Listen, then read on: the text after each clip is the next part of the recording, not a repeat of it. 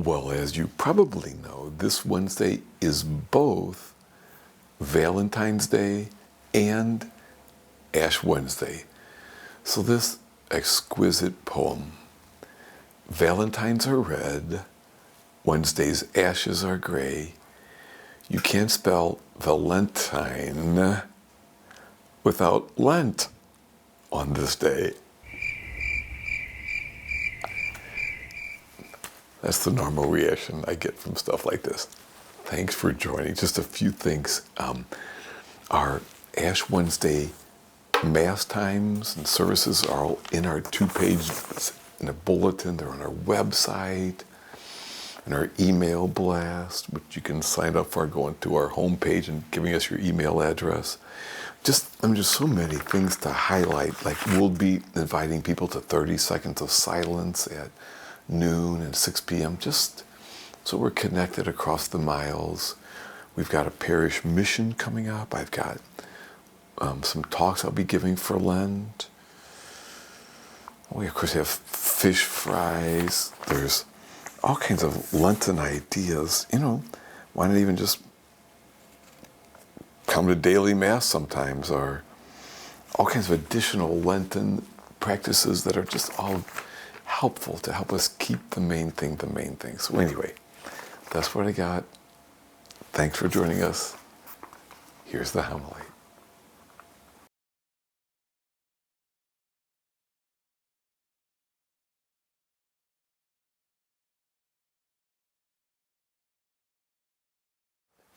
At Mass, I like to begin with a gospel question. So today, I thought we'd do that here. And it's actually 3 options. 1, Chiefs or 49ers? I mean, realistically, who do you think? Or 2, how good are you at keeping your eye on the ball? Or 3, if you are a football fan, this. Could you imagine being in the role of the punt returner? One of the most exciting and totally dangerous roles in a football game is that of the punt returner. Now, for those who don't really care about football, this is the player who, when the other team is trying to get the ball out of their end, kicks it as high as he can so it'll hang up in the air, so their players can get down to try to tackle this guy when he gets it and move the ball back more towards that end of the field.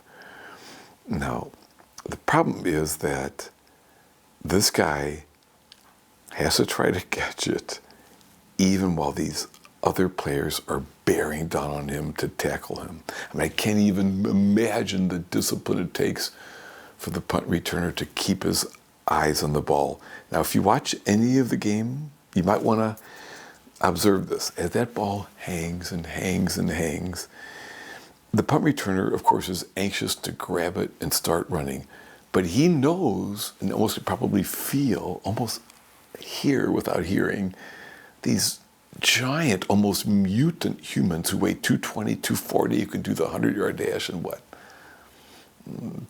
10-4, bearing down on him with the sole intent of slamming their body into him as hard as they possibly can. Somehow, even as they get closer and closer, he has to keep his eyes on the ball. It's just amazing to me that he could ever do that. Because with all that's bearing down on him, he's got to keep his eyes on the ball. Otherwise, he'll fumble. Just to make my point, this video, right, you can see that punt returner waiting, and then you see these guys racing towards him. It does not always end very prettily. The fact that this guy catches it and holds on is flat out amazing to me. For Jesus, it wasn't giant football players bearing down on him, but the effect had to almost be the same, I think, right? Now, I'm not just talking about the end of his life when people were bearing down on him because they wanted to trap him or then even to kill him. I'm talking about his regular daily ministry. Last week in Mark's gospel, he describes a day in the life of Jesus, preaching in the synagogue, healing a man with an unclean spirit, curing Simon Peter's mother-in-law, reaching out in compassion to all these people who are sick and in need. And then now we're told then the whole town is at his door. Then in today's passage, which is the next day, there's even more of the same. All these people coming at him, ending with, there are so many people trying to get at him that it was impossible for Jesus to enter a town openly. At least in a football game, there's like only 11 guys. Though some might suggest that most punters aren't themselves that big of a threat. Who knows? At least sometimes. But anyway, it would have been so easy for Jesus to take his eye off the ball, so to speak, to get distracted, to kind of forget the main thing. Instead, we are told that Jesus makes a conscious effort to keep his eyes on the ball. It said, rising very early before dawn, Jesus went off to a deserted place to pray. Jesus was self-aware enough to know that he needed to step away from it all, to have time with his God so that he would not fumble his mission. He knew that he needed time to remember, really who he was and what he was all about, and to be reminded of why he did what he did. And really to get outside of just his own reactions and to be taken into a bigger consciousness and love, so that when all the needs were bearing down on him, Jesus would somehow be able to keep his eyes on his Father and to know that he was not alone and what his life really was all about. You and I, like Jesus, we need to do the work to keep our eyes on the ball as well. Sometimes we each hear the pounding of the footsteps or feel the force of all that bears down upon us. How do we train ourselves to not fumble these opportunities and challenges, but to take them and run with them? Now, there are so many ways to do that. It's the stuff of all authentic spirituality, and it's the kind of stuff I try to address each week. But since Lent starts so soon, let's look at this, the 3 disciplines Lent gives us every season, whose purpose is this, really, to help us keep our eyes on the ball. The first discipline is prayer. Like Jesus, from time to time, we need to step away from it all. For many of us who are so busy, it's tough, right? But there's such a blessing if we can destimulate enough to kind of remember, again, who we are. What we say really matters to us, whether it does or doesn't, and how we want to be. Sometimes it could be for slightly extended periods of time, a talk, a parish mission, a retreat, maybe get a babysitter, spend a few hours in solitude, or read, pray, write in our journal, or set a dedicated time to take a walk if possible, or even that 30 to 60 seconds of silence at noon or 6 p.m. I mentioned. Certainly, can we take a few moments each day to be in prayer? The second discipline, almsgiving. By our care of the poor, by our acts of kindness and service, and by our efforts to make a more just and loving world, we are living our mission as followers of Jesus. We're doing what he did and what he counts on us to do.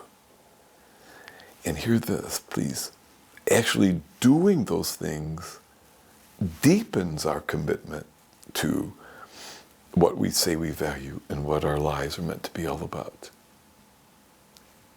And the third discipline, sacrifice. I mean, you know those punt returners have to let go of a lot to be disciplined enough to do what they're asked to do.